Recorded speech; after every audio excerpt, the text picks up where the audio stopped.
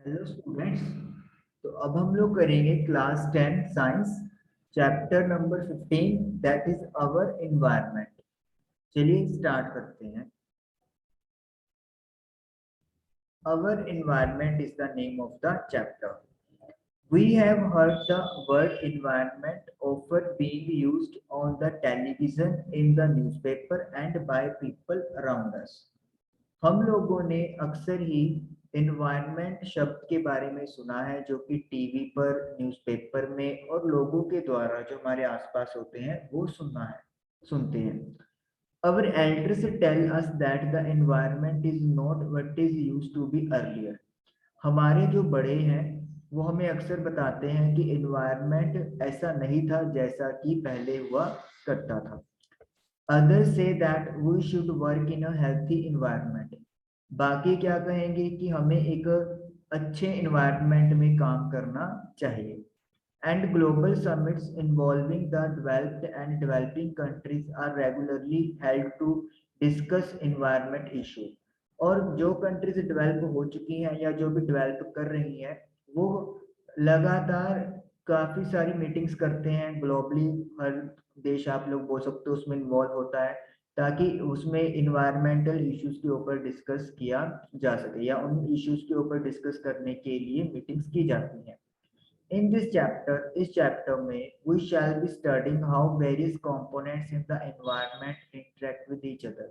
किस तरीके से environment के अलग अलग factors या components एक दूसरे से मेल जोल करते हैं and how we impact the environment, और हम लोग किस तरीके से environment पे असर डालते हैं। First topic is ecosystem. What are its components?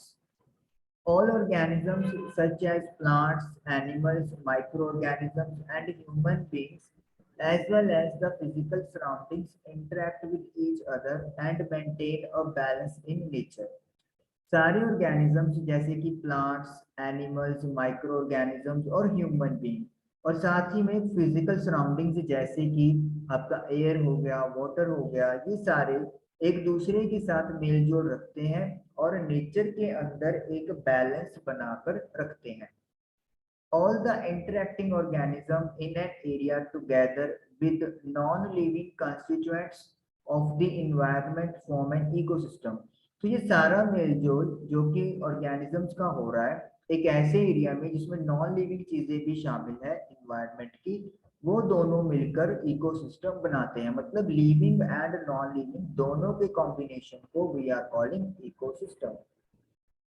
Thus, ecosystem consists of biotic components comprising living organisms and abiotic components comprising physical factors like temperature, rainfall, wind, soil and minerals.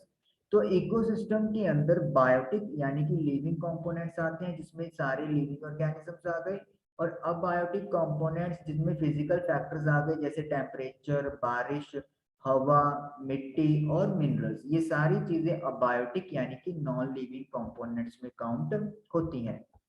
For example, if you visit a garden you will find different plants. अगर आप एक garden को visit करते हो तो आपको अलग अलग प्लांट्स मिलेंगे, सच एज ग्रासेस जैसे कि घास हो गया, ट्रीज दरख्त वृक्ष हो गए, फ्लावर बियरिंग प्लांट्स लाइक रोज, जैस्मिन, सनफ्लावर। वहां पे कुछ आपको ऐसे प्लांट्स मिलेंगे जिनमें फ्लावर होंगे जैसे कि गुलाब, जैस्मिन या सूरजमुखी, sunflower. And animals like frogs, insects and birds, और वहां पे आपको फ्रॉग्स, डड्डू, कीड़े मकोड़े और बर्ड्स यानी कि पंछी भी मिल जाएंगे। All this living organisms interact with each other. ये सारी लिविंग ऑर्गेनिज्म एक दूसरे से मेल जोल रखते हैं and their growth, reproduction and other activities are affected by abiotic components of ecosystem. और उनकी ग्रोथ, नेक्स्ट जनरेशन प्रोड्यूस करना और दूसरी एक्टिविटीज इकोसिस्टम के अबायोटिक कंपोनेंट यानी कि जैसे टेम्परेचर हो गया, रेनफॉल हो गया, विंड हो गया, इनके द्वारा इनकी एक्टिविटीज अफेक्टेड होती हैं। सो अ गार्डन इज एन इकोसिस्टम। तो एक गार्डन को हम लोग इकोसिस्टम बोल सकते हैं या वो इकोसिस्टम है। Other types of ecosystem are forest, ponds and lakes. Ecosystem के दूसरे टाइप्स में जंगल आ गए, तालाब आ गए और झील आ गई हैं। These are natural ecosystems while gardens and crop fields are human made. ये नेचुरल इकोसिस्टम है, जो फॉरेस्ट हो गया, पॉन्ड हो गया और लेक हो गया, जबकि जो गार्डन है या फिर जो आपका खेत होते हैं वो सारे ह्यूमन मेड यानी इंसान के द्वारा बनाए हुए इकोसिस्टम है, जिनको आर्टिफिशियल इकोसिस्टम भी कहते हैं। यानी कि इकोसिस्टम दो टाइप का हो गया, एक नेचुरल और एक artificial. Activity 15.1, you might have seen an aquarium. क्या आप लोगों ने एक एक्वेरियम देखा होगा जिसमें मछली रखते हैं। Let us try to design one, चलिए एक डिजाइन करने की कोशिश करते हैं। What are the things that we need to keep in mind when we create an aquarium? कौन सी चीजें हैं जो हमें दिमाग में रखनी चाहिए जब हम लोग एक एक्वेरियम क्रिएट करते हैं। The fish would need a free space for swimming. Fish को स्विमिंग करने के लिए एक फ्री यानी कि जगह चाहिए होती है। It could be a large jar, ये एक बड़ा जार हो सकती है। वाटर पानी, ऑक्सीजन एंड फूड, और फूड खाना चाहिए। तो मतलब फ्री स्पेस चाहिए स्विमिंग करने के लिए, इसके अलावा वाटर होना चाहिए, ऑक्सीजन और फूड होना चाहिए। तो ये सारी चीजें मिलके एक्वेरियम बन जाएगा। We can provide oxygen through and oxygen pump creator. हम लोग ऑक्सीजन एक ऑक्सीजन पंप के द्वारा प्रोवाइड कर सकते हैं। And fish food which is available in the market, और मार्केट में फिश फूड मछली का खाना आता है तो वो आप एज अ फूड के तौर पे यूज करेंगे। If we add a few aquatic plants and animals, it can become a self-sustaining system.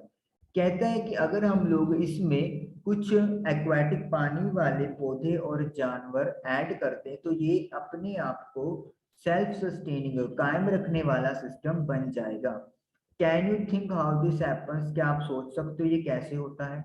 N aquarium is an example of a human made ecosystem. तो एक्वेरियम जो है वो एक इंसान के द्वारा बनाया हुआ इकोसिस्टम है, या फिर ये एक आर्टिफिशियल इकोसिस्टम का एग्जाम्पल है।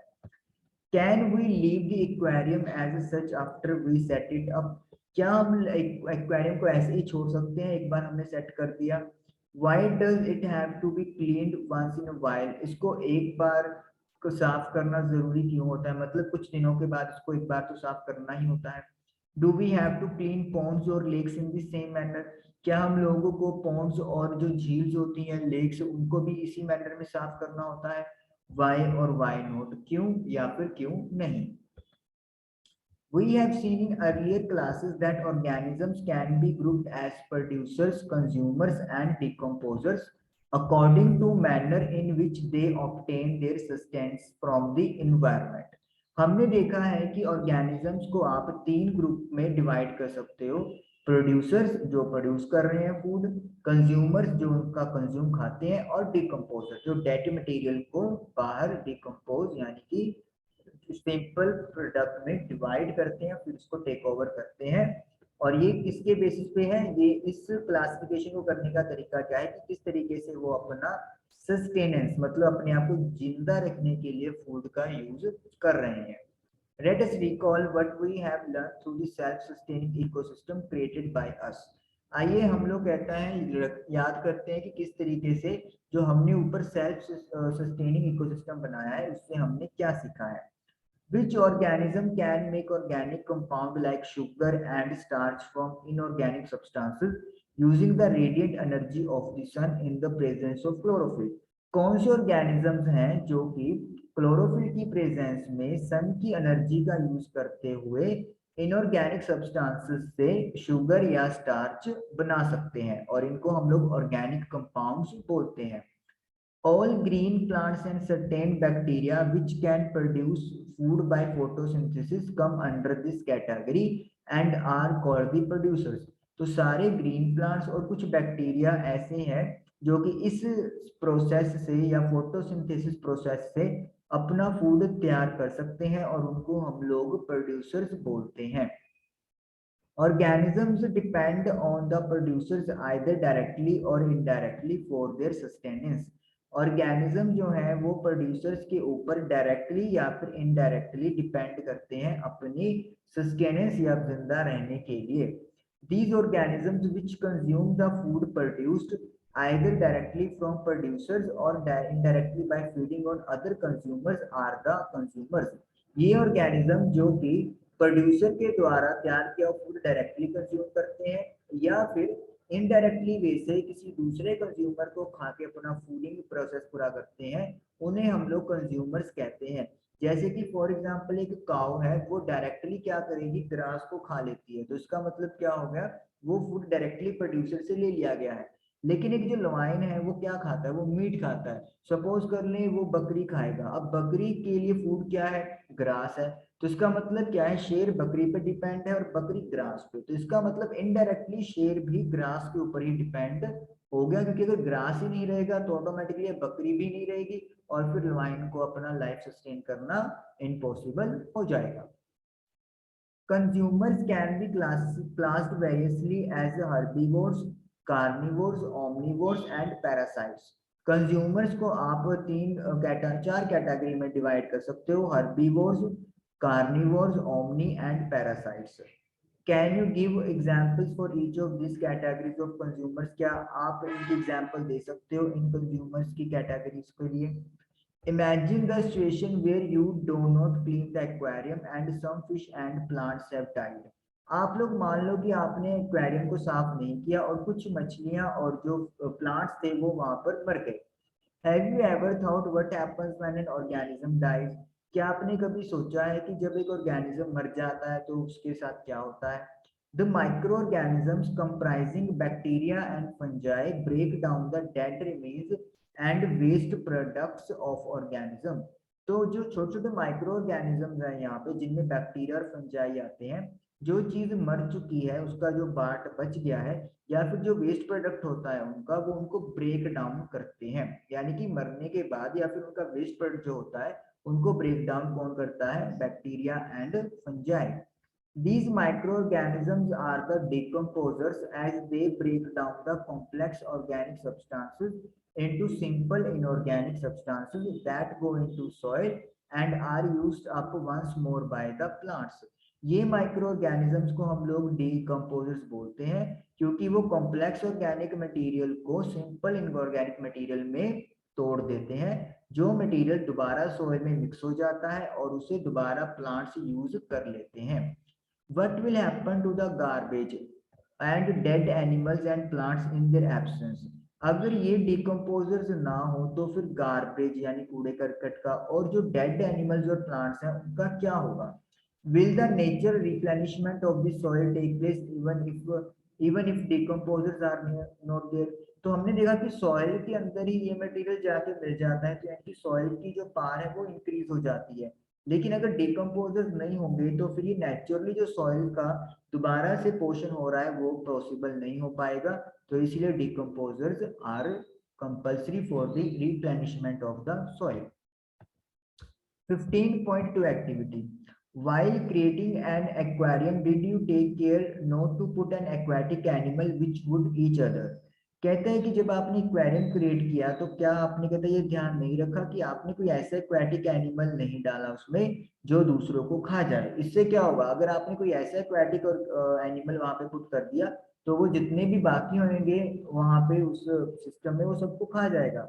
What would have happened otherwise? Otherwise क्या होता, अगर आप ऐसा करते तो वो सारे के सारे दूसरे जो भी एनिमल्स को वहां पे खत्म कर देता। Make groups and discuss how each of the above groups of the organisms are dependent on each other।